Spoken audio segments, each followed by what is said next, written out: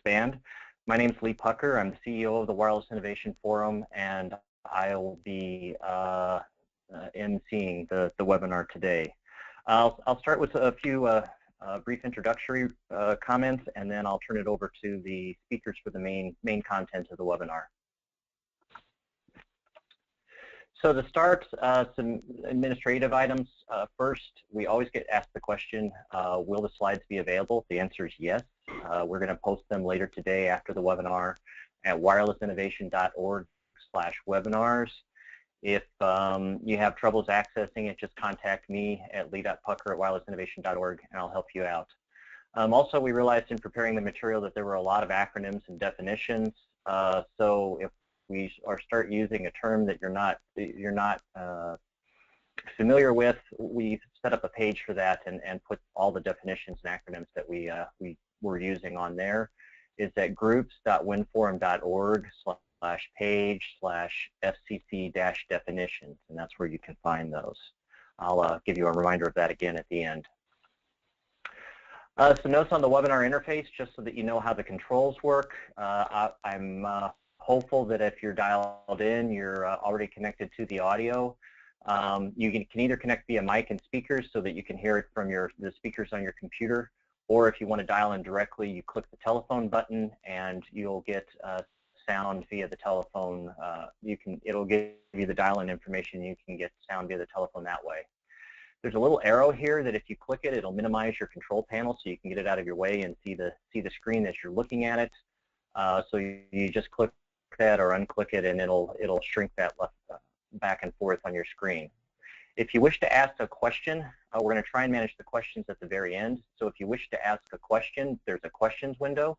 Go ahead and type the questions, and we'll go ahead and respond to those at the end. We're going to try to answer all the questions. So even if we run out of time on the webinar, we can send emails later with the answers to the questions as they come up. The agenda today is, once I'm finished with the introduction, then we're going to turn it over to Andy Clegg from Google, and Andy's going to run through an overview of the rules, and then we're going to look at some of the areas in which the Wireless Innovation Forum work groups are working to support the various rules. So there will be a presentation by Al Jetty of Nokia Networks on the forum's draft notional architecture. Andy again will come back and then talk about work group 1. It's the work group he chairs. Charles Clancy from Federated Wireless will be talking about his work group. Jesse Caulfield from Keybridge Global will be talking about work group 3. And then James Neal from Federated Wireless, again, we'll talk about work group 4. And I'll tell you what those work groups are in just a moment. So a little bit so you understand the context for which we're presenting the rules on the Spectrum Sharing Committee. Wireless Innovation Forum formed this committee last year. This is actually had response to some ongoing work that had been going on within the forum since the PCAST report came out on spectrum sharing back in, I think, 2012.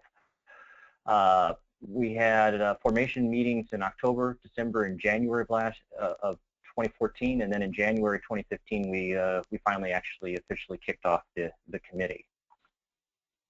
The charter of committee was approved by the members at that meeting, and the details of that can be found online. I've included the link here.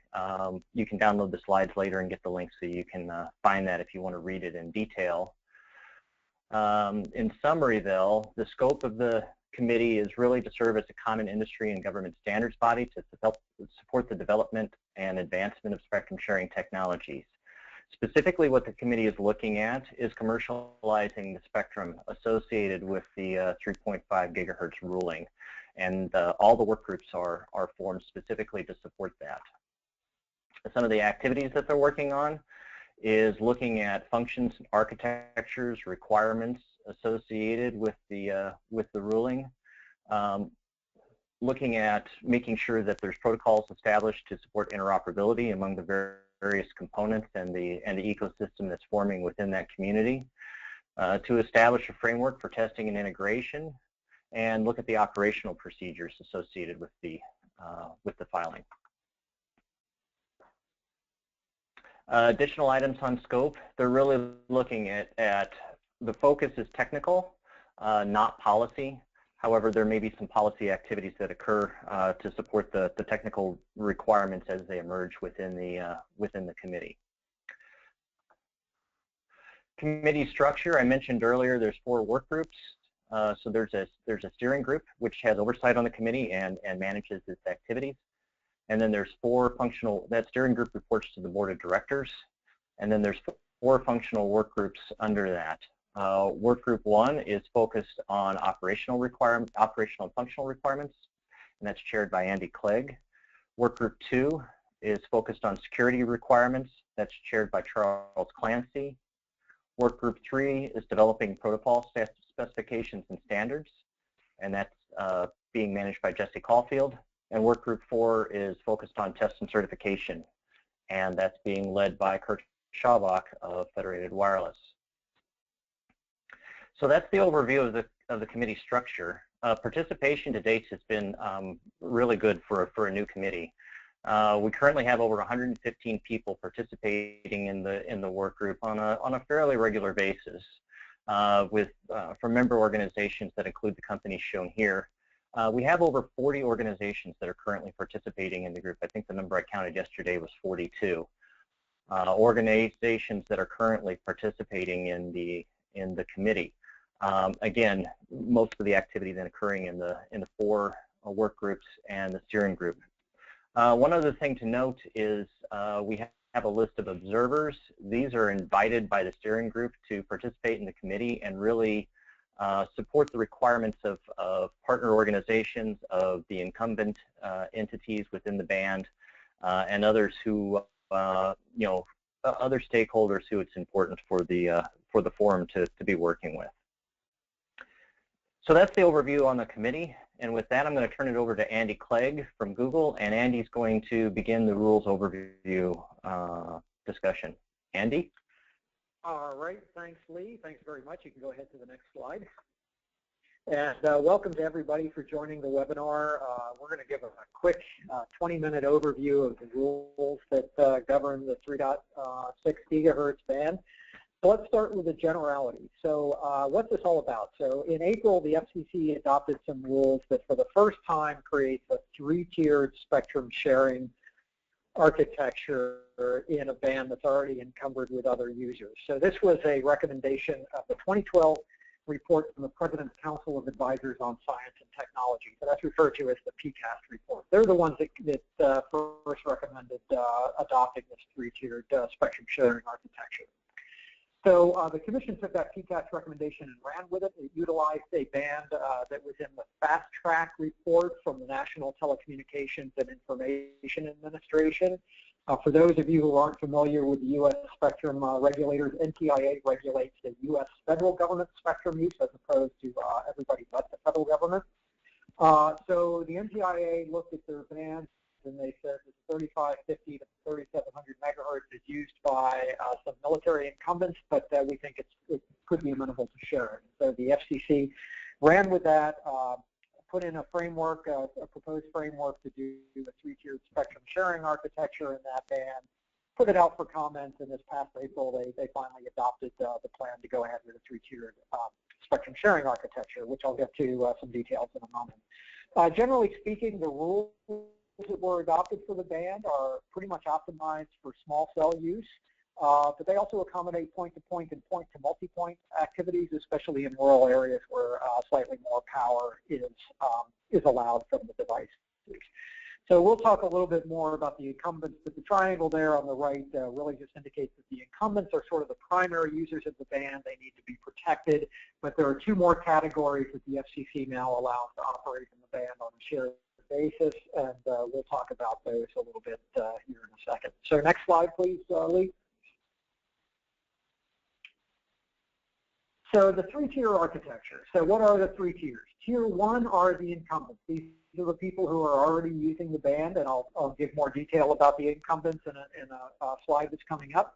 And then the new entrance to the band that the FCC has authorized is, first, there's a Tier 2, and those are called priority access licenses. So those are licenses that will be purchased at auction and will be given some interference protections from the lower tier, from Tier 3, and it also will have managed interference among the Tier 2 operators in the band. Then the third tier is a General Authorized Access, or GAA, and those do not have any interference rights. They have to accept interference that's caused to them, and they cannot cause interference to Tier 2 or Tier 1.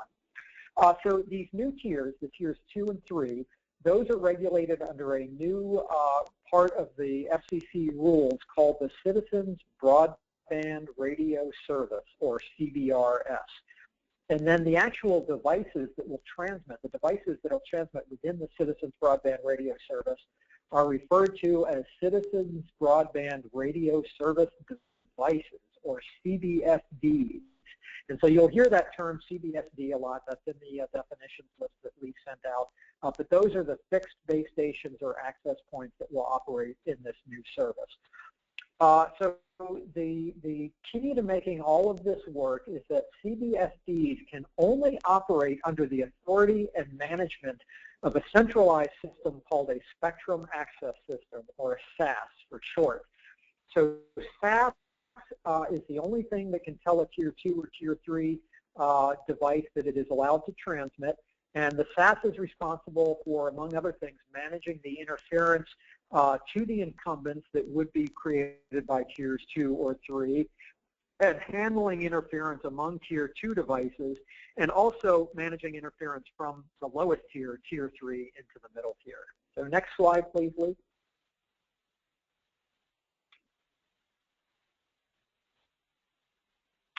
Lee, are you there? Next slide. Okay, there we go. So the incumbents. So this is Tier 1, and these are the operators that are already in the band prior to this FCC action, and for the most part, these will continue to be protected as we go forward to this 3-tier spectrum sharing architecture, with the exception of one of these, which I'll get to in a minute. So the primary incumbent in the band is the U.S. military. They operate a particular type of radar that's used for air traffic control on aircraft carriers. So in coastal areas, that radar operates in the 3550 to 3650 megahertz portion of the band that we're discussing here today. But there's only 17 ships in the entire fleet worldwide that have these radars installed on them. So these are aircraft carriers or large deck amphibious ships that have helicopters on them. And 75% or so of the total of those 17 ships are home ported in Norfolk, Virginia, San Diego, California, and Seattle, Washington. So the majority of times that these radars are operating, they're going to be in one of those areas. So in addition to the 17 ships that have these, there's also 3 ground-based sites that have these exact same radars, and they're installed on a land-based site for testing and research and development. And the 3 sites where these are operating land-based are at St. Inigo's, Maryland, which is a part of southern Maryland, very rural area, but then also Pensacola, Florida, at the Navy base, and Pascagoula, Mississippi. So these ground-based ones are protected in the 3650 to 3700 megahertz portion of the band. They are not protected in 3550 to 3650. Okay, so then besides the military radars, there's a second category of incumbents, and those are fixed satellite service earth stations. So these are sort of like the dishes that are pictured there on the slide. These are earth stations that are in communications with international, intercontinental satellites. So these fixed satellite service earth stations tend to be located near the coastal areas, because on the East Coast they're pointed out satellites way over the Atlantic Ocean, and on the West Coast they're pointed to satellites that are way out over the Pacific Ocean. So these typically tend to be along the coast somewhere. So overall, there's about 35 sites around the U.S. Each may have multiple of these dishes there, but they're clustered into about 35 sites. And those have to be, those will continue to be protected in the band. Now, in the adjacent band, above 3,700 megahertz, there are thousands of receive-only earth station sites in that band, and those will have to be protected as well. However, the FCC has some pretty tight out-of-band emission limits on CBSDs. Plus, not every CBSD is going to be operating up at the top of the band, so coordinating and protecting those adjacent band sites should not be too problematic. The protection criteria for the fixed satellite service earth stations have not been determined yet, so we can't give an exact example of how far away from these dishes you have to remain, but we'll talk a little bit more about that later. And then finally, the third category of incumbents is the wireless broadband services. So these operate under Part 90 of the FCC rules. They operate in the 3650 to 3700 megahertz band, and a typical use case for these services is that they're providing point-to-multipoint internet access in typically rural areas. So these are often referred to as the wireless internet service providers, or WISPs, and they operate in the 3650 to 3700 megahertz band. Now, there's many thousands of these around the country. In fact, by sectors, there's about 40-some thousand of these operating around the country. However, after 5 years, the wireless broadband services will be transitioned to operate under the new rules that the FCC has adopted. So they will just operate as any other Tier 2 or Tier 3 operation after about 2020. So next slide, please, Lee. So here's a very high-level schematic of how the band is going to operate. So up at the top is the incumbents. So those are the ones in the red boxes that are surrounded by the greenish box overall. Those are the incumbents. Those are Tier 1. So that's the radar, the fixed satellite service, and the wireless broadband services. So the new entrants are in the blue box. That's the Tier 2 priority access license, which I'll talk a little bit more about in a minute, and Tier 3, the general authorized access. And so those new entrants, as mentioned before, are under control of the spectrum access system, which is indicated in purple there. And the key to protecting the military radar is having what's called an environmental sensing capability, or ESC. You'll hear this term quite a bit in discussing this band. So the issue there is that the military is not going to tell us where their ships are and when they're operating their radar. We will have to sense that with receiving equipment ourselves, typically dedicated receiving equipment deployed in coastal areas.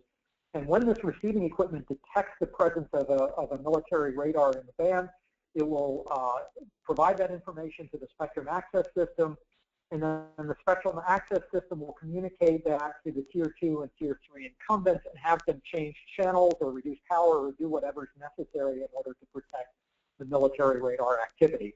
And again, remember that there's only 17 ships in the world that have these radars on them, and they only operate the radars when they're actually out on the coastal areas doing flight operations, which they don't do all that frequently.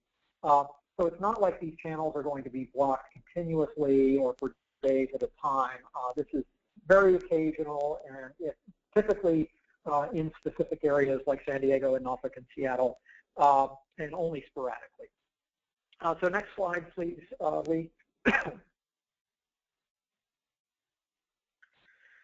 So let's take a little bit of a closer look at the Tier 2 and Tier 3 operations in the band. So Tier 2 is the Priority Access License, or PAL for short.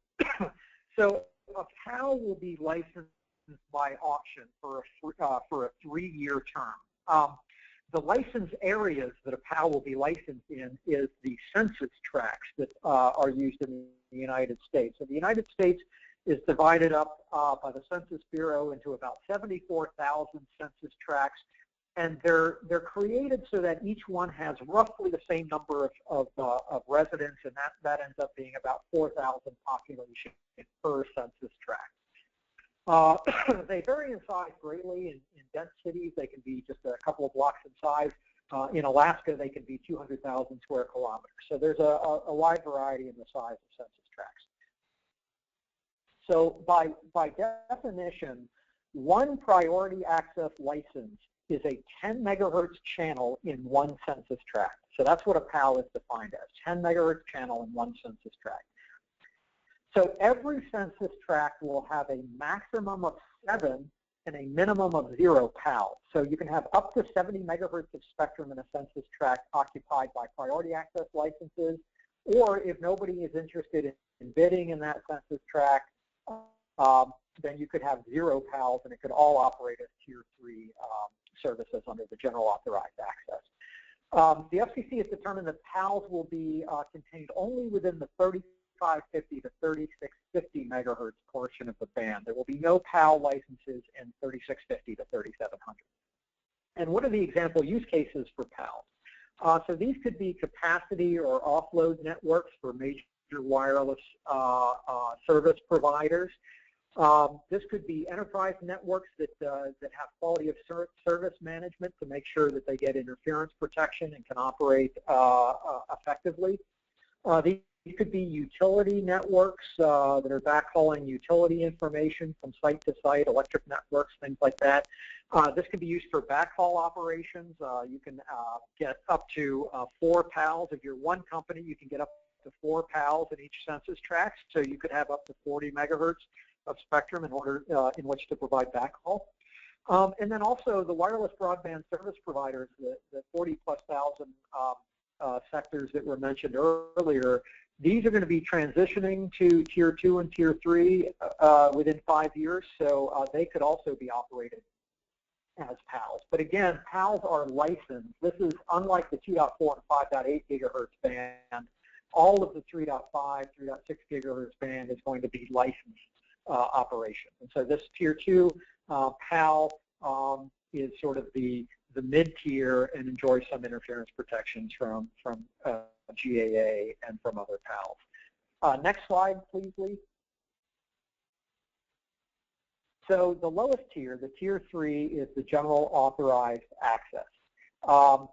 So GAA does not receive explicit interference protections, and they must protect incumbents and PALs from interference. An important point here is that there's no a priori bandwidth limit for a GAA. In other words, they're not constrained to operate just in the same 10 megahertz bandwidth that a PAL license is for. They can ask for more bandwidth, and if it's available, the SAS can allow them to use more bandwidth. So theoretically, a GAA in an area where there's no other GAAs operating could have literally up to 150 megahertz of spectrum to itself. There's also no a priori license area for a GAA. They're not constrained to only serve a census tract or whatever. Basically, it'll be an interference limit type of thing, not a predefined boundary. GAAs may use unused PAL spectrum. So if you have an area where there's no PALs operating or only one PAL or whatever, then whatever of the 70 megahertz that would normally be reserved for PALs can be used for General Authorized Access. Now, the concept of what constitutes unused by a PAL is still being determined, and in fact, one of the issues that's being addressed in the second further notice of proposed rulemaking for this band that the FCC has outstanding right now. Comments are due next month. So there's a minimum of 80 megahertz. If you have all 7 PAL channels operating in an area, you'll only have 80 megahertz of GAA spectrum, but you could have up to 150 megahertz of GAA spectrum in each area, subject to incumbent activity, of course. If there's incumbents operating in an area or a military radar comes on, you may have to vacate a channel or two in order to make way for them and protect them. GAA can utilize any frequency throughout the entire band range, 3550 to 3700 megahertz, subject, of course, to SAS authorizing it to operate in those frequencies based upon protections to Tier 2 and Tier 1 operators. And it's important here to emphasize again that GAAs are not unlicensed. It's not like Wi-Fi and 2.4 and 5.8. They are licensed by rule, so they're formally licensed by the Commission. So this is not unlicensed spectrum, but it's licensed spectrum. So example use cases for GAAs could be personal and small business hotspots, campus hotspots. Priority access licensees could offload to GAA for various reasons. For example, if there's incumbent activity interfering with their PAL spectrum temporarily, or carriers could just decide that they're okay with the interference ambiguities in GAA, and they could just offload to GAA as a matter of course. Then the wireless broadband services, again, these are the WISP type activities. When they transition in 5 years, can operate under General Authorized Access. And then GAA can also be used for backhaul. But again, they do not have any interference protection. So next slide, please, Lee. So this is an overview of basically what was already stated. The red are the incumbent operations. The yellow would be the priority access licenses concerning below 3650. And the green is spectrum that could be used by General Authorized Access. And just for reference, we put the definitions of the 3GPP LTE bands 42 and 43 there, since some of the operations in this band may in fact be LTE. So this band straddles band 42 and 43. Next slide, please, Lee. So the type of devices that are authorized to operate under the Citizens Broadband Radio Service, you have Category A CBSDs, and the best way to think about Category A's is that these will be sort of the typical access points or femtocells or whatever. They're allowed to be operated indoors, and they're allowed to be operated outdoors as long as their height above average terrain is no greater than 6 meters. They have a lower antenna gain and EIRP allowed compared to Category B. They're allowed a maximum 1 watt EIRP. So Category B CBSDs, you can think of these as sort of fitting a higher powered access points or more like point-to-point or point-to-multipoint type activities. They must be professionally installed. They can only be operated outdoors, and they are allowed 10 to 17 dB more power than Category A CBSDs.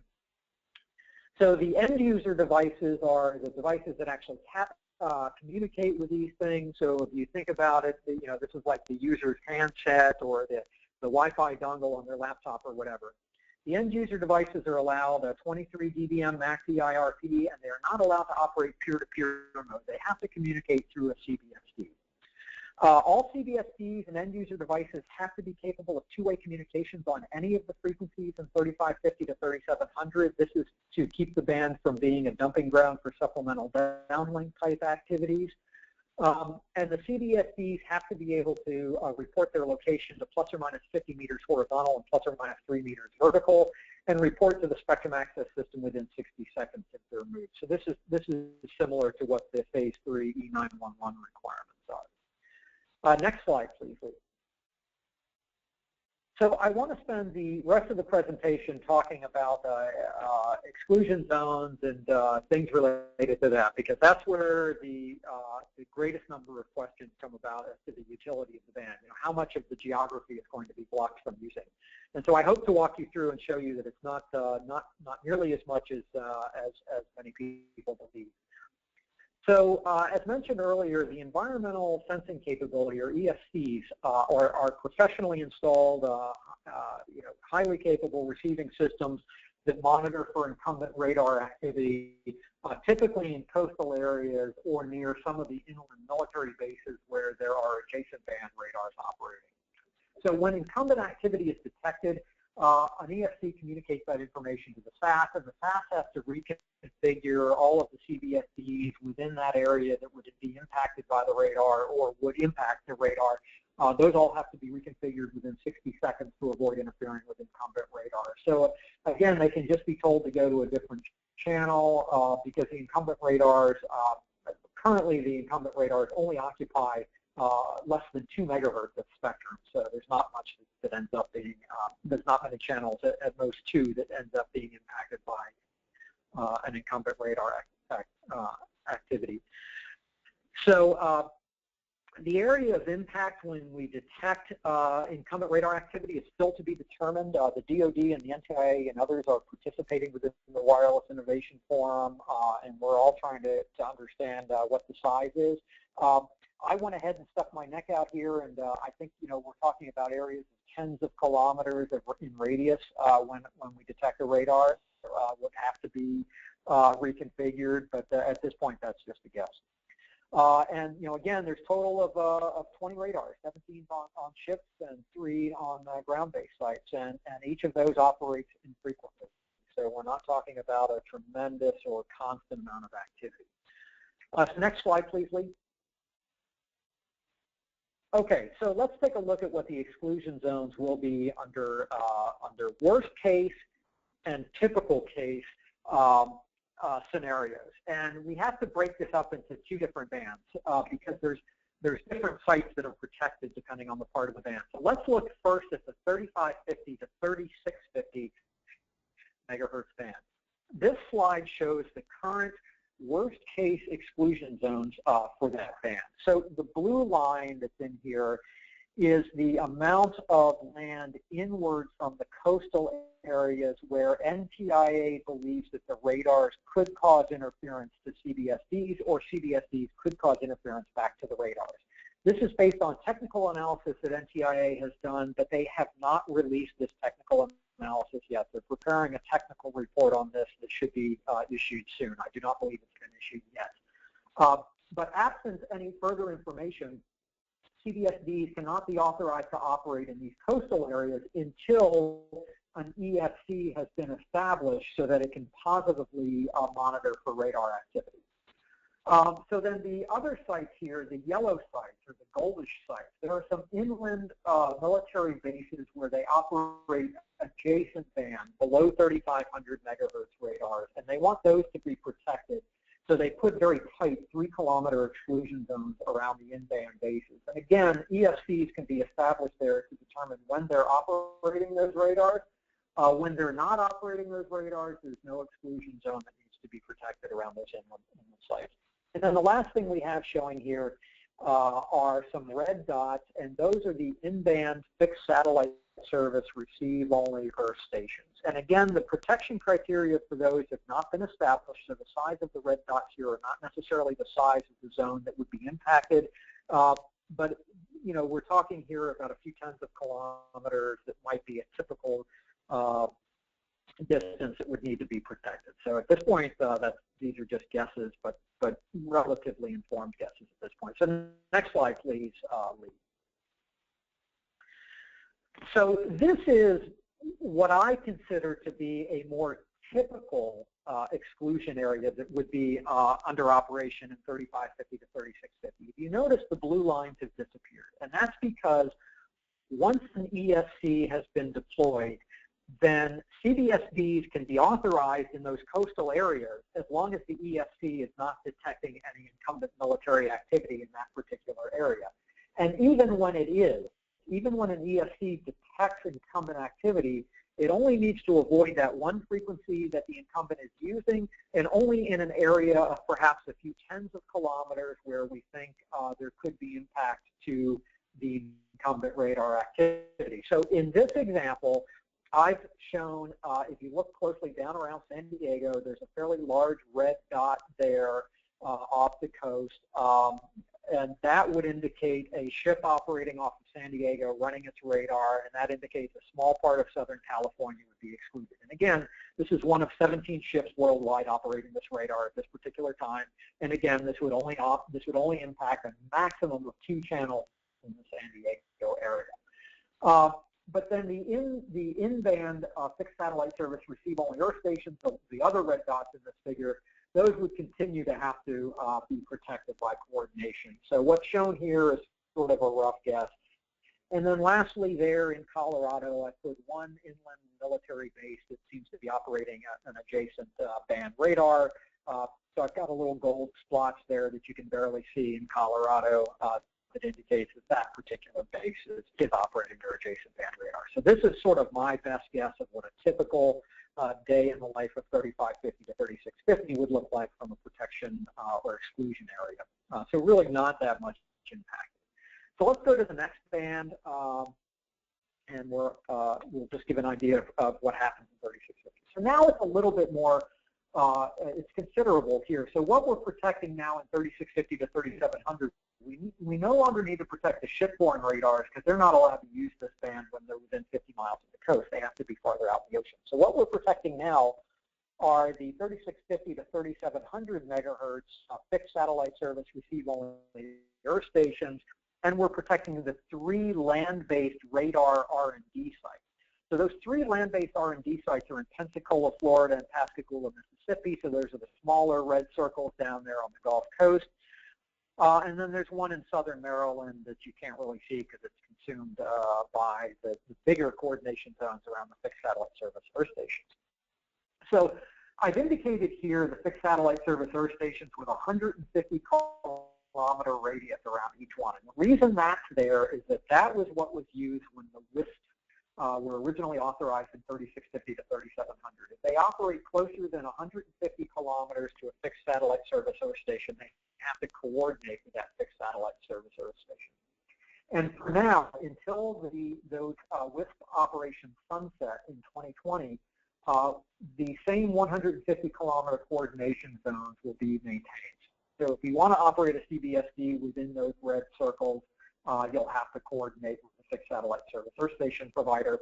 And in fact, if you look at the authorization of 3650 to 3700 megahertz WISP, you'll see that there are many, many operating well within the 150 kilometer circle, some of them operating only a kilometer away or so from some of these FSS earth stations. So it is possible to do in-band operations close to these earth stations, but we will have to look at these on a case-by-case basis. So this is the worst case. So the last slide, next to last slide, please, Lee. This is what I believe will be more of a typical case in 3650 to 3700. So again, once the coordination, once the WISP sunset after 5 years, those 150 kilometer coordination zones go away, and we use the same analysis we use in the rest of the band. And so what you see is the fixed satellite service earth stations only need to be protected for some considerably shorter distance based upon accurate propagation analyses and knowing where the satellite dishes are pointed and things like that. And just for good measure, I threw in this sort of typical day the Pascagoula, Mississippi land-based military radar happens to be operating that day, and so I have that showing on there. So I think that this represents a more typical day in the 3650 to 3700 megahertz band as far as coordination and exclusion zones. So Lee, last slide, please. So in quick summary, rules-wise, so the FCC has adopted the rules to implement the first 3-tiered spectrum sharing architecture, I believe, anywhere in the world. The rules actually have not been officially published yet. They've been released from the FCC, but not officially published, so they're not in effect quite yet. Should be very soon.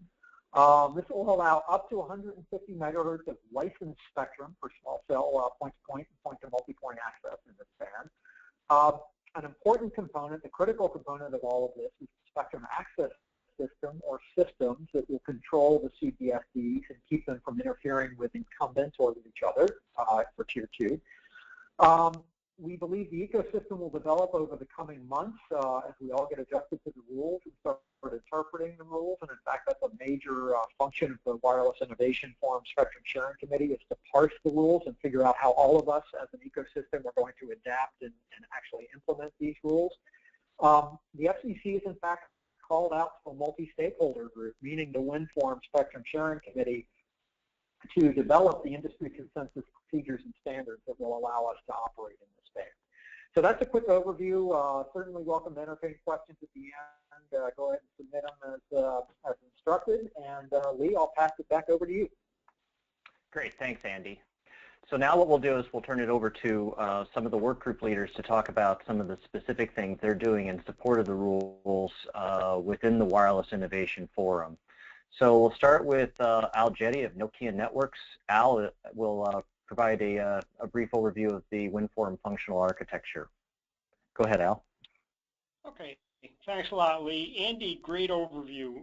It perfectly dovetails into what I'm going to talk about. So if we could flip to the next slide. Okay, as Andy had said, the heart of the system is the SAS, and I'm going to focus on SAS 1 in this diagram here. As Andy had noted, the SAS will provide the CBSDs, or base stations, if you will, with radio channels to use while also enforcing the FCC policies on exclusion zones, protection zones. The SAS will protect incumbent users from interference from both priority access users and general authorized users. SAS also protects priority access license users from interference from the GAA users. Now, how it does this? The SAS will interface with incumbent detection or environmental sensing, and that's shown here. You can see a direct interface to the SAS from the ESC. The sensors will detect when an incumbent federal user is in the area and then notify the SAS. This again is as Andy had mentioned. The SAS will ensure that the base stations or CBSDs do not interfere with the federal users. And if a CBSD is transmitting on spectrum that's used by the federal user, it will have the CBSD stop transmitting at that frequency, just to assure that there is no interference. The environmental sensors, as I said, they interface to the SAS, but we also allow for sensing to be done down within an operator network. And you can see there's a CBSD sensing optional that's shown down within an operator network here. Okay, and again, that information, it could be a full ESC, or it just could be some other sorts of sensing to look for clean channels, but we do allow for that within our architecture. Okay, we see the SAS interfacing to another SAS. That'd be the SAS1 to SAS2 interface. This ensures that SASs are coordinated. So when SAS1 allocates channels to some of the CBSDs, it notifies other SASs in the network what channels have been assigned and in what power levels. This way they can assure that, you know, if a priority access user is using a certain channel that's been allocated by one SAS, the other SAS knows that and won't allocate that channel, that same channel. We also show an interface to the FCC databases. Now, although it's shown here as a hard line, it likely will not be a hard line. The FCC databases will include information that some administrator may end up having to enter into the SAS, so the SAS is aware of, you know, exclusion zones and other information that it needs to enforce. Finally, we also show an incumbent, informing incumbent. This is just to allow, if in the future, you know, a military radar, as Andy said, maybe it's a land-based one, wants to start operating, we allow the option for it to inform the SAS that it needs to use its spectrum and it's going to be operating over a certain time. So that way the SAS could make sure that the spectrum is free ahead of time. Now the SAS can interface directly to the base stations or CBSDs, and that's over the SAS to user interface. Here we see it interfacing direct to CBSD4, or in an operator's network. If this is a cellular operator, the operator could put in a domain proxy that will interface to the SAS. This is to minimize impact to their current network. That domain proxy would typically interface to an element manager that would then interface to its base stations or CBSDs. Today, in most or probably all you know, cellular operators, they have some sort of a network or element manager that controls, you know, their base stations. So again, this would allow the domain proxy to act as a go-between in their existing cellular network to communicate with the SAS. And Lee, I think if you could flip to the next slide here, I think I've covered this, and I've shown how it all goes together, as Andy had mentioned. Here, I've moved a few things around. I've put in, moved the sensing or our ESCs down into a region. So I've got shown here a region 1 where it's got a couple of base stations, and then a region 2 where the operator has CBSD number 3, as well as some other CBSD that's in a different domain. And then we've got a sensor for region 2 also. And the system would be operating normally here. Now in this example 2, I'd like to say CBSD 1, 2, and 3, again, just for simplicity, are using a certain frequency. Let's call it F1. And let's say that CBSD 4 is on a different frequency, again, F2. So over time, the system's operating normally. So if you could move ahead, Lee, I think we've got some animation here. And all of a sudden we see a Navy ship come into the area of region 2. Okay, so this is a problem. And again, I'm going to assume that this ship is using F2, which is also being used by CBSD4. Okay, so if we can move ahead now, that is sensed by our environmental sensor. It notifies the SAS, hey, we have some incumbent who's using F2, and we may need to take action. So Andy, if you could move ahead. The SAS now realizes that CBSD4 is using the same frequency, and it communicates with CBSD4 that it needs to stop radiating on F2. And as Andy said, the SAS could end up renegotiating and come up and saying, hey, CBSD4, we can reassign you to a different frequency if you'd like. But it needs to ensure that CBSD4 is not interfering. And again, as I said, in this example here, I've got CBSDs 1, 2, and 3 operating on a different frequency that doesn't interfere with the Navy ship. Okay. And I think that covers it. I've got a couple other slides in here with some additional background information. This one includes the SAS purpose and functionality. I think we've already talked about much of this, and it's here for background. As Lee had mentioned, the slides will be available for download, so you can get this. It's also noted and copied from the rules and order. And here's the functionality that we have for the domain proxy. And that is about it for my slides. Thanks, Al. Okay. Yep. So Andy, back to you. Yeah, okay. Thanks, Lee, and thanks, Al. I'm up again. So I am going to give a little bit of background on what Working Group 1 does within the Spectrum Sharing Committee. And remember, the purpose of the Spectrum Sharing Committee, the concept has been called out in the Commission's order adopting the rules in this band, basically saying they did not fill in every little detail in order to make this band actually work. And they want to leave this to a multi-stakeholder industry government group to figure out all of the details. And so that's the purpose of the Spectrum Sharing Committee. And we have ended up dividing up, as Lee mentioned at the beginning, the various bits and pieces of this into 4 working groups.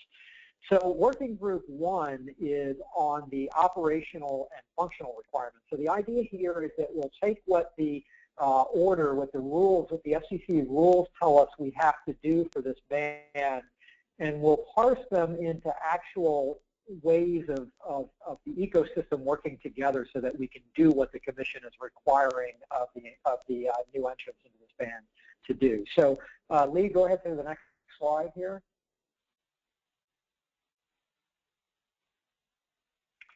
Okay, so Working Group 1, as I mentioned, is called Operational and Functional Requirements. And so our focus is on the interoperability among the components of the 3.6 gigahertz ecosystem. So we're not telling operators how they have to operate their CBSDs, or we're not telling individual users of CBSDs for personal or small business how they have to operate them.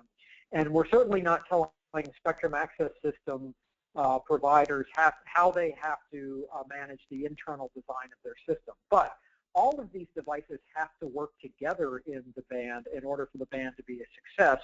So Working Group 1 takes a lot of these requirements, and we're focused on how are all of these different components of the ecosystem going to operate with each other. And so again, we're trying to fill in the blanks of the FCC rules. So one of the good things about the Wireless Innovation Forum is that it's very adaptable to whatever you have to get done. So we have the basic working group doing the functional requirements, but we have already established 2 sub-working groups under Working Group 1 to deal with specific issues. So, for example, we have a joint working group with Working Group 3 that's dealing with the functional architecture, helping to derive the charts that Al just showed. In other words, we're trying to create a big architecture for the band so that everybody's on the same page as to how the bits and pieces in 3.6 gigahertz work together. And so we're doing that jointly with Working Group 3, which Jesse Hallfield will speak about momentarily.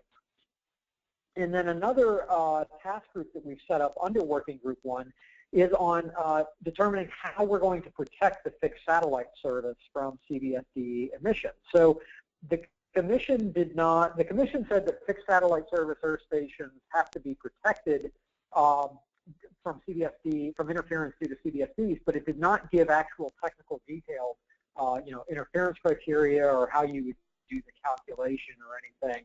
And instead, it left that open in the to the second further notice of proposed rulemaking, and it asked for industry groups to hopefully come together with consensus among satellite operators and SAS operators and CBSD builders and things to come up with suitable protections for the fixed satellite service. So we've got a task group going on that that's trying to work fairly rapidly because we don't have a whole lot of time before the comment deadline in the current notice of proposed rulemaking.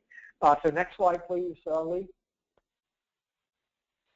So we have a couple of deliverables. We have basically a requirements document that we're putting together. So this is to flesh out the FCC requirements. So there are fundamental requirements that everybody who operates in the band have to meet by virtue of what's in the FCC rules.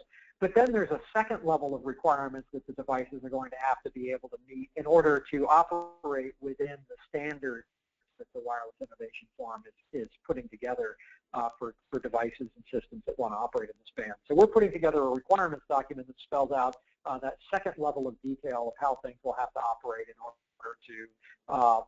to flourish in the 3.6 gigahertz band. We're also working on a second deliverable that has to do with privacy policies and considerations because as SASs operate, they're going to be accumulating a lot of information about where CBSDs are located and who the users are and what frequency they're on and things.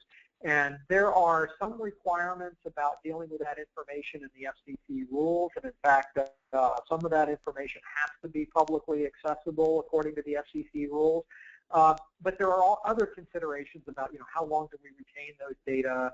What do we do about data related to military activity? What do we do about actual personally identifiable information about CBSD operations and things? And so we're working on a second deliverable that has to do with the privacy policies. But at this time, our main thrust is on the first deliverable, which are the functional requirements. Next slide, please, Lee. So just to give you some example of some of the work items that we're dealing with right now. So we're currently working on a band plan for the band. As I mentioned earlier, PALs will operate in up to 7 of the 10 channels in 3550 to 3650, but the Commission didn't say which 7 channels they should operate in. They left that for the industry to decide, and based upon the technical details of the incumbents and some other considerations, we're working on a recommended band plan, and that is, where will PALs typically be assigned if there's, 1, 2, 3, 4, 5, 6, or 7 PALs operating in a particular area, what channels will they get? Another work item is physical device damage. The military is concerned that if a sailor takes a 3.6 gigahertz device onto an aircraft carrier where they have one of these incumbent radars operating, there could be physical damage to the device, and they want to understand that better, so we've taken that on as a study item. Also, channel grant management. In other words, when a CBSD comes on and first requests a channel, how does that transaction transpire after that? Do we provide a list of channels to that CBSD and it chooses one and tells us which channel it chose, or how exactly is that going to work? We also have to, when you consider that we'll know where the CBSDs, where the base stations are, we won't necessarily know where the end user devices are. They do not have to report their position. So as we're doing interference calculations, we have to make some assumptions about where the end user devices are surrounding a particular CBSD. And so we're working on some recommendations about how to deal with that. There's a large-scale spectrum reclamation, we call it. Some people call it kill switch. If the military decides it needs to use the entire band for an emergency or something, they will let us know through the SAS, and then we have to reclaim the entire band for them. We expect this to be extremely unlikely to occur, and this would be just a national emergency type of thing, but it is possible. We do have to support it. We're working on common terminology because besides the definitions that are in the FCC rules, we're coming up with our own terminology related to specific applications in the band, and we're coming up with a recommendation on common terminology. And so there's a variety of other things that we're working on. Don't really have time to go through every one of these in this discussion, but then we have these, and we have about another 15 or so on our list of items that we're taking up. So we're keeping very busy and trying to stay ahead of the game on this and be prepared to actually operate in this band as soon as devices are available. So lastly, the facilitators for this group, I act as chair. I'm with Google. Our vice chair is Al Jetty, we just heard from. We meet by telecon every 2 weeks. Our next meeting is June 29th. We meet face-to-face when the Spectrum Sharing Committee meets face-to-face, and that's been about every 2 months. Our next face-to-face is June 25th. The participants in this group pretty much reflect the list of participants Lee showed earlier. We have a wide range of participation. And how to join and participate in setting some of these requirements, inquire with Lee, and he'll give you the whole rundown on how the Wireless Innovation Forum works. And I think that's it. Thanks, Andy. So, Charles, are you up? Yes, I'm here. Okay. So next is Charles Clancy with Federated Wireless. All right, thanks, Lee. So I am chair of Working Group 2, which is the Security Requirements Working Group, but I'm going to go through some of the work items that we have underway in that working group. Next slide. So there are two key sets of security concerns that our work group is seeking to address. First is what I'll call operational security, also known as OPSEC. Essentially, the key goal here is to limit exposure of U.S. Navy ship movements and activity by designing the system in such a way to limit the dissemination of information that potentially could compromise Navy ship movements. Certainly, the fact that we have a DoD incumbent in this band and that we are going to be sensing their activity and potential locations of operations is of concern from an operational security perspective. The report and order specifically indicates that the sensing infrastructure for the SAS must take this into account and must limit the dissemination of potentially sensitive information. And so one of our key work items is seeking to address operational security. The second is communication security. Additionally, the report and order specifies that you must have security designed into the protocols that are being used for the interfaces that connect together the components of the SAS ecosystem. And so for communication security, or ComSec, we seek to authenticate, authorize, and encrypt transactions that happen back and forth between the SAS, any domain proxies, and CBSD devices that are involved in the overall system. Next slide, please. So specifically for OPSEC, as I mentioned, the goal is to protect the privacy of the incumbent. So here I have a little diagram that represents a potential scenario that we're using to motivate a lot of discussion in the working group. So you can see we have the area of Norfolk, Virginia, pictured on this map. That represents a key port where one of these 17 ships may be home-based and may be operating. We have the notional exclusion zone boundary, so this is all the areas that potentially could be excluded based on incumbent activity. And what we have represented here is a incumbent detection event. So the ESC, or the environmental sensing capability, would detect that there is an incumbent. Currently, we're debating in the working group the level of fidelity that detection can occur, because there's, of course, concern that we don't want to necessarily localize Navy ship locations to a degree that potentially could compromise their activity, but we still need to localize them to a sufficient degree in order to be able to do appropriate RF mitigation. So consider that that circle there, the red circle, the ship would be located somewhere within that circle, but the SAS wouldn't really know precisely where it was located. So given the knowledge that the incumbent is located somewhere within that region, a protection zone would then be activated based on analysis of RF propagation and interference, which would then essentially ensure that there were no CBSDs operating within the, in this case, radar frequency ranges associated with that operating Navy ship. So in order to protect the incumbent's privacy, here we try and we're focused on ensuring that the location that's conveyed from the ESC to the SAS is fuzzy, it's not precise. That way, if the SAS is compromised, the information it's getting is not of significantly high fidelity.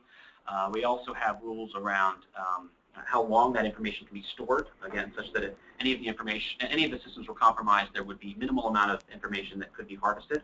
And then again, we also seek to further fuzzy that information as the information flows down to the CBSDs, which we view as kind of the least trusted entities in this environment. They would only know that a particular protection zone has been activated and they are somewhere within that protection zone, but they wouldn't necessarily know the boundaries of it or necessarily what caused that protection zone to activate. Next slide, please. With respect to ComSec, I'd say there is a big focus right now on trying to understand how we will establish a certificate authority. We view, and the PKI associated with that certificate authority. The notion here is that we can achieve a lot of the governance issues associated with the overall system through a well-designed PKI. And that all machine-to-machine transactions that would happen throughout the system would use digital certificates to authenticate and derive session keys, which would subsequently be used to encrypt the transactions going back and forth. The notion here is that we would have manufacturer-signed certificates that would be provisioned to CBSDs. A SAS, once certified, would receive its own digital certificate, and then PALs. Each of the PALs would be represented by a digital certificate that would allow the holder of that PAL to request priority spectrum authorization. And then all user-to-machine interfaces, such as registration of particular users or trusted installer interactions with the systems, would likely use password authentication rather than PKI. So that's the thought process right now, but again, this is all still very much in the formative stages, and we welcome involvement from others on what we should be doing. Next slide. So just in summary, the OPSEC document is currently being edited by Federated Wireless. The ComSec document is being edited by Google and Nokia jointly. We have sort of working drafts of those and are welcoming contributions that would seek to add additional features or address bugs that are discovered in those documents. So Working Group 2 also represents a key point of coordination with DoD, given we're trying to be sort of a focal point for a lot of their concerns over security and privacy. We still have some things that we have not yet tackled, in particular device firmware integrity, which was called out in the report and order. So if you're interested in getting involved, again, please reach out to Lee. We have our meetings every other Friday at 11 a.m. Eastern Time. And with that, I am done. Thanks, Charles. So next is Jesse Caulfield with Keybridge Global. And Jesse, I'll turn it over to you. All right, thank you. Good afternoon, everybody.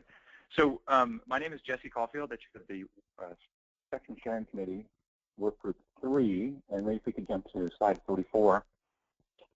So our role in Work Group 3 is essentially to develop and ensure interoperability throughout the 3.5 gigahertz ecosystem through industry standards and specifications, the term industry standards. Because by industry standards, we mean specifications for implementation, not necessarily full standards like 802.11 and the sort, but these are agreed upon standards and specifications to actually implement the technology. The charter for Work Group 3 is to define the detailed protocols for data and the communications across the various open interfaces within that ecosystem. And as a corollary to that, what we're really trying to do is to adopt open specifications, so not to include proprietary technology embedded into those specifications, so essentially to enforce or enhance that interoperability concept, and to keep them as lightweight and extensible as possible since the ecosystem is still developing. Lee, I'd like to maybe jump ahead to slide 47, or 46, excuse me, if I may.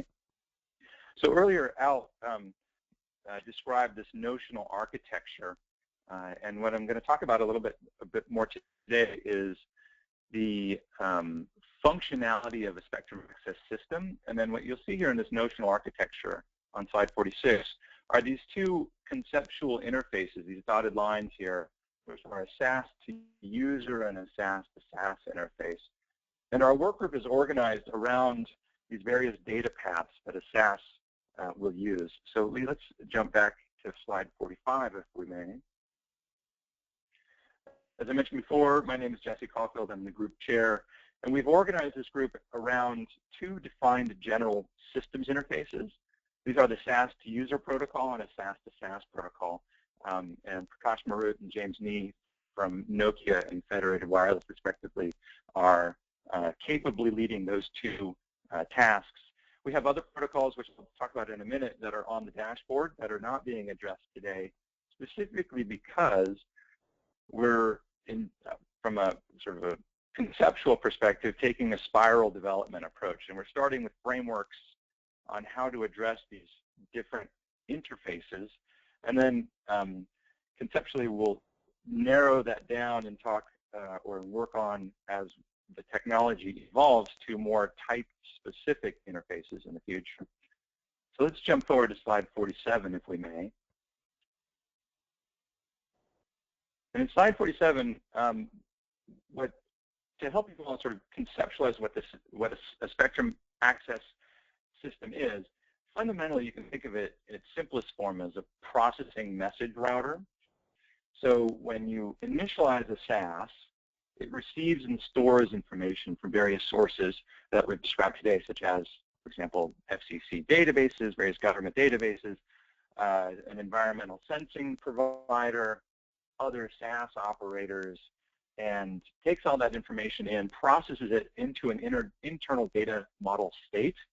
And then once that data model state is established, which you could think of essentially as conceptually spectrum situational awareness, then uses that state to calculate a response for incoming spectrum requests from the consumer broadband devices. So in Work Group 3, we focus on the nature and definition of those query and response messages fundamentally.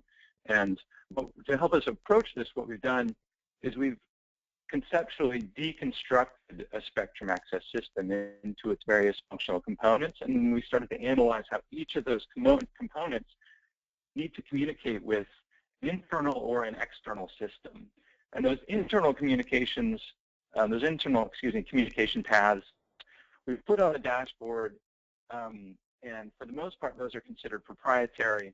But if we decide, or if the membership decides that we really want to put some industry standards around them to, again, for the purposes of interoperability, we can take those up. But from the zero-order approximation, we're really focusing on these external interfaces. So through this approach, we've identified two basic areas and analyzed for this first generation SAS implementation. And these, as you saw from the earlier diagrams, are the SAS to user and the SAS to SAS interface.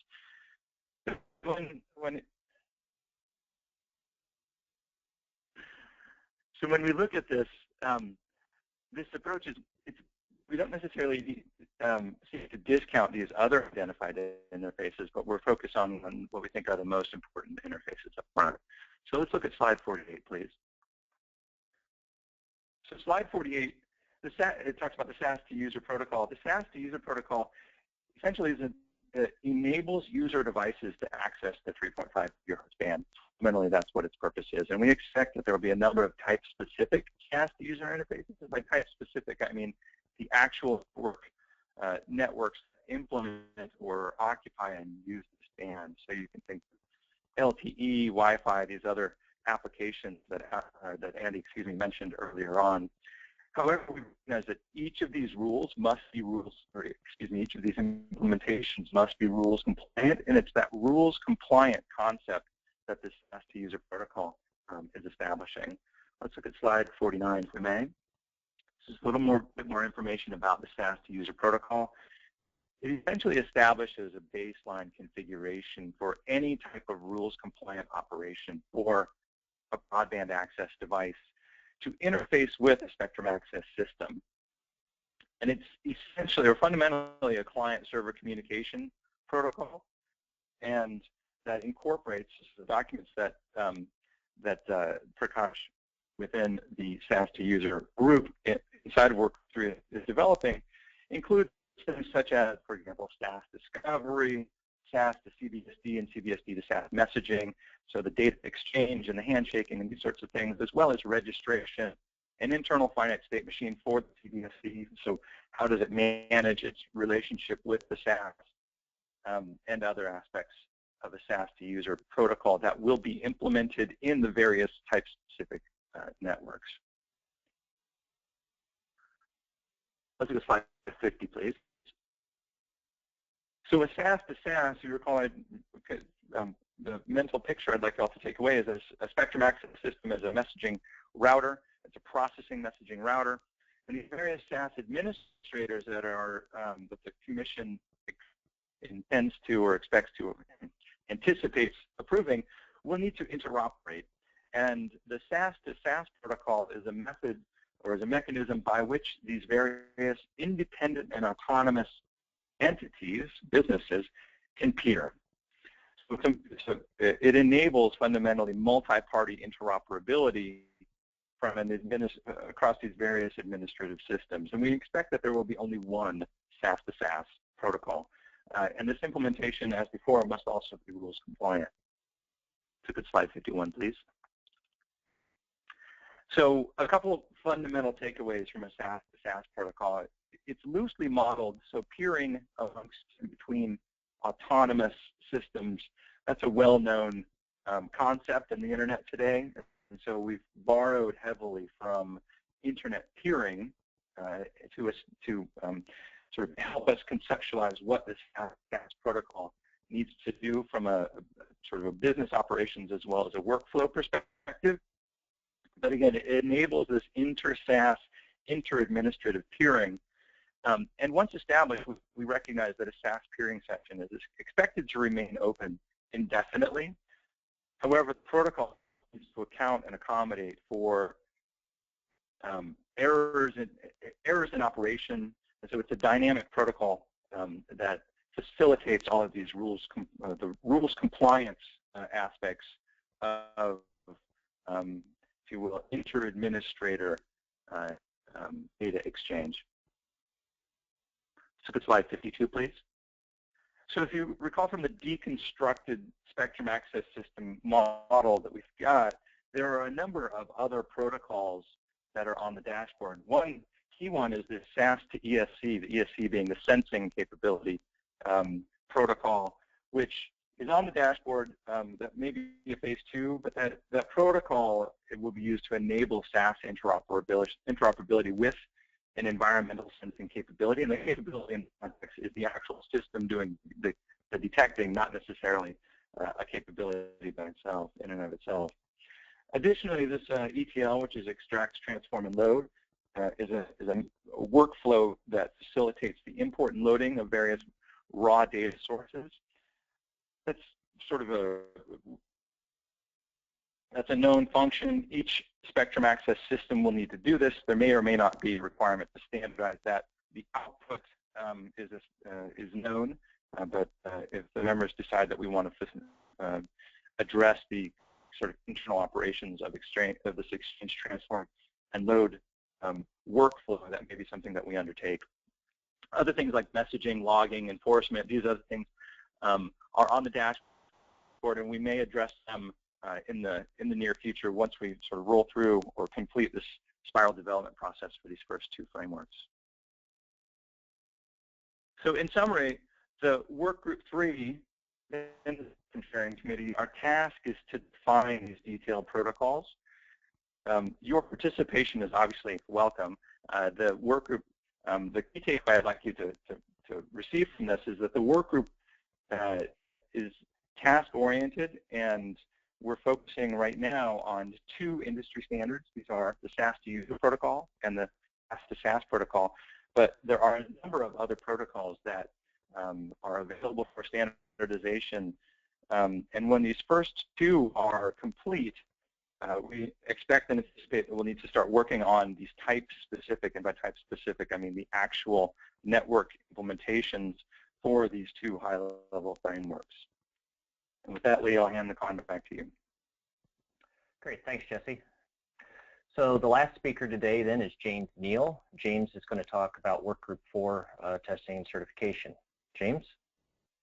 All right, thank you, Lee. So the previous groups have been talking about how we're going about defining the standards that will enable the successful operation of this ecosystem. And another key aspect to successfully deploying this ecosystem will be ensuring that the devices and the SaaSes and all the various components work the way that they're expected to, and that they can work in a way that satisfies the requirements of the FCC to protect the incumbents and the different levels of services outlined by Andy. So that's the primary focus of Workgroup 4. Go ahead to slide 55 if you can, Lee. So we're looking to, in Workgroup 4, to define the processes and procedures that will verify the operation of the CBSDs, the SaaSes, possibly of the SaaS, the ESC interfaces, and so forth, with the purpose of making this ecosystem successful. We're not trying to necessarily reinvent the wheel here. A number of test processes and procedures have been used in other groups in the past, in 3GPP and Wi-Fi, in terms of certifying correct operation in this sort of shared ecosystem. And we're looking to leverage those as much as possible. There are some things that are going to be brand new kinds of procedures that are more unique to this band of operation, and which one will have to possibly make new kinds of test procedures and processes.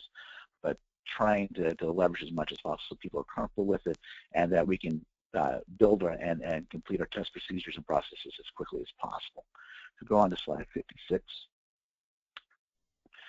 So one of the key tasks that this group has, as well as all the other groups, is there's a number of different stakeholders' needs that need to be addressed. We have the radar incumbents' needs in order to make sure that we're protecting their systems. We have the needs of, and the other incumbents, such as the Excl services and the existing commercial wireless systems. Then we also have the needs of the SaaS administrators, the equipment providers, the possible operators, trying to make certain that the tests and procedures that are defined satisfy all these different groups' requirements. And these are being developed based off of the processes and procedures and requirements coming from Workgroups 1 through 3. So when Jesse's group ends up defining, finalizing the SaaS to CBSD protocol, then we'll have a test procedure that goes about ensuring that a CBSD or a SaaS are correctly implementing the protocol, so that when you go and you get a CBSD from any vendor that's been through the certification process, you can be certain that it's correctly implementing the procedure if it says it's been certified. Along with that, the FCC also has to conduct its own certification of this process. If you go through the RNO, it says FCC will go through and certify these devices, and it's going to be a series of workshops that define the procedures and so forth. But as part of that, this work group is looking to define what the industry thinks would make for good test procedures and processes, and to try to help along the definition of the government's certification process. And again, it's important that the government's involved with ultimate certification, because we're protecting government radar systems in this band. So we're looking to, as part of these test and certification procedures that we're implementing, looking to do in ways in which the FCC can implement their own test processes in a way that would be much quicker and much more formal and automated, so that we can bring our products and systems to market more quickly. So in addition to supporting stakeholders, also looking to support objectives of the government certifiers. So on slide 57, there's a few different key things that there's going to need to be certified on. So that's the operation of the SaaS, operation of the ESCs, and then operation of CBSDs, as well as the individual protocols supporting the communication between those. So if you go ahead to the next slide. The current focus in here is developing the basic framework based off of the requirements from the RNO and other work groups and so on. we've done some initial work in the group to try to look at what went on in the TV white space in terms of the test certification process and how we could improve it. So we've been looking at things particularly related to how to go about automating the testing, making it more formalized. While we've been first looking at the only kind of things that's defined well now, which is the exclusion zone channel allocation, the plan is after we complete that part, the other working groups would have the SAS to SAS and SAS to CSD and various requirements going out of work group 2 and work group 1 would be to a point in which we can start defining test cases and scenarios and then software to automate the testing of that. So if you go on to slide 59, this kind of depicts the process that that work group 4 is following. So on the left, various requirements are flowing out of work group 1, 2, and 3, and also from the SCC and other interested incumbents that may have effective requirements. And that goes into work group 4. And then we end up defining a number of test cases for the SAS operation, for CBSD operation, for interoperability testing, or field testing. And then it's a particular interest of this group to take the kind of test processes that we have and define them in a way that's automatable and flexible and extensible so that we can handle a bunch of different use cases and do it in a way that's not specific to any particular vendor's IP or protocol. So we're trying to leverage the same interfaces being defined for SAS to SAS peering and SAS to CBSD interfaces and so forth to use those as much as possible in our testing. So we'll take those test cases, define software for testing. We're currently in the process of standing up a GitHub group that will provide basically the wider community ability to see what we're working on. If you want to be actively committing code to that group, you're going to end up to that GitHub. You'll have to be participating in work group 4, but you can certainly look at it if you want to and comment on the code and provide suggestions and feedback on how it can be better. But the actual code commit's going to be it's going to be controlled within work group 4. And the idea of that is that it'll eventually end up flowing on the right to test code and test harness that can be used to automate the testing certification of anybody who wants to offer a new CBSD for service or if there's another entrant into the SAS market, they can go through and have a formal, well-known process that they can follow and submit their devices or systems for certification, both through a lab cert test and then also supporting FCC test and certification. So if we go on to the last slide, see if I can leave some time for questions. So we meet twice a week. Our next meeting is Monday from 11 to 1 Eastern. We have a good wide participation of different interested parties. And if you'd like to participate, shoot an email to Lee, and he can help you get connected to our listservs and weekly meetings, or bi-weekly meetings. So thank you, Lee. Great, thanks, James. So just a couple of slides for wrap-up. I'm not going to go through these, but I wanted to include them in the slides so everyone can reference them later. Within the report and order, there were actually, I believe, 14 separate call-outs for a multi-stakeholder group to provide, to develop something, provide input on something, discuss something. And so what I've done for reference for everyone is I've actually, we're responding in one way or the other to within the work groups to all 14 of the call-outs. And so what I've done is just provided the mapping for your use as to which work group is looking at which of the call-outs in there. So that'll be available when you download the slides later. And with that, I wanted to turn it over for questions. So as a reminder to everyone, if you have a question, go ahead and type it into the questions window. We've received a few already, so I'll go ahead and ask those, and then the panelists, whoever wants to take it, can jump in and do it. So the first one is there any consideration for rural high-powered multi-point systems in the report and order? Lee, I guess this is Andy. I guess I can take that if you want. Sure. Yeah, I mean, so in rural, you are allowed up to 50 watts of transmit power on Category B CBSD. So you can effectively create the same kind of environment that the WISPs are enjoying now in the 3650 to 3700. In fact, I think that was ultimately the intent of that kind of rule. But so the short answer is yes, there is basic support in there for point-to-multipoint. Okay. The next question I had is up to what level of information of military radars are being disclosed to the SAS? This is Charles. I'd say that the current incumbent that we're worried about is the AN SPIN 43, and all of the parameters associated with that are public domain. There's nothing sort of left that's classified or sensitive currently with that radar. Of course, there are future Navy radars that could operate in this band as well, and the parameters of those would likely be classified and not available to the SAS. The current strategy is to basically sense these radars through the ESC, but the ESC would not have available any unique knowledge necessarily of how to do this based on any sensitive parameters of the radars. Thanks, Charles. So the next question is, where can the detailed operating requirements of the CBRDs be found?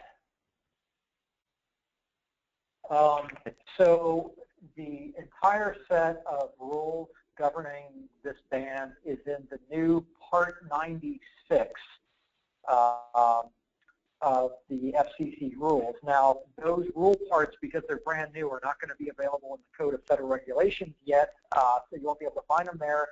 So instead, what you want to do is look at the rules as printed in the appendix of the report and order that adopted the rules. And so the best thing to do is to Google FCC 15-47. So it's FCC 15-47, and that is the FCC document number that adopted the rules. And if you call that up and look at the appendix, I'm calling it up right now. I don't remember exactly which appendix it is. Let me see if I can scan through, but it is Appendix A. So if you look at Appendix A of FCC 15-47, that gives all of the rules that they were adopted by the FCC. Thanks, Andy.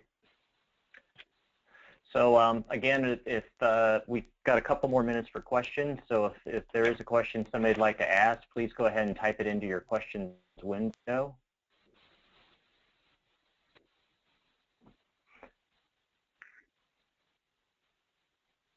And unless I see one in the next minute, then I'll assume that all the questions have been answered.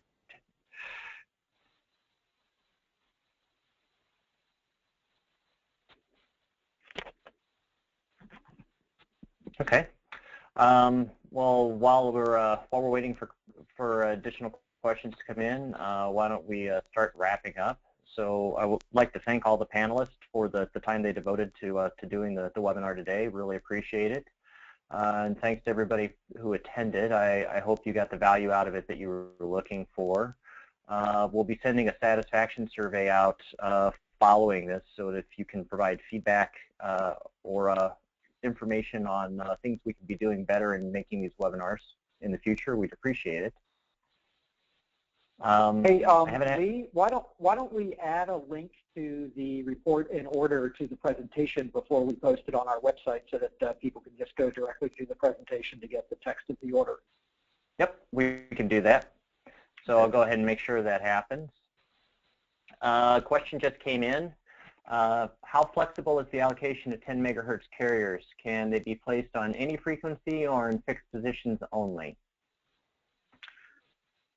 Yeah, so they can, our reading of the rules is that they can be placed on any frequency. So they don't have to be on an exact 10 megahertz raster. They can be placed on any frequency. And in fact, that's part of our discussion in working group 1 in developing a band plan, is to establish which exact set of frequencies would be the best for the default set of frequencies for the PALs to operate on. And we haven't come to a conclusion on that yet, but the short answer is they can be placed on any specific frequency.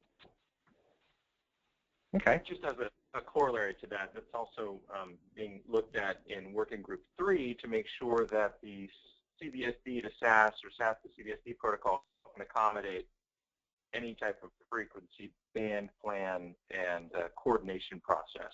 So the frequencies, as Andy said, there's no specific center or raster assigned. So with that, we're at the end of our time. If there's additional questions, please feel free to send them to me. Well, we're going to be developing a frequently asked questions on the report and order, and we'll be posting that online sometime in the near future. And if you send questions to me, I'll make sure they get in front of the group so that those can get added to the FAQ. And with that, thank you everyone again, and we'll close the webinar. Thanks, Lee.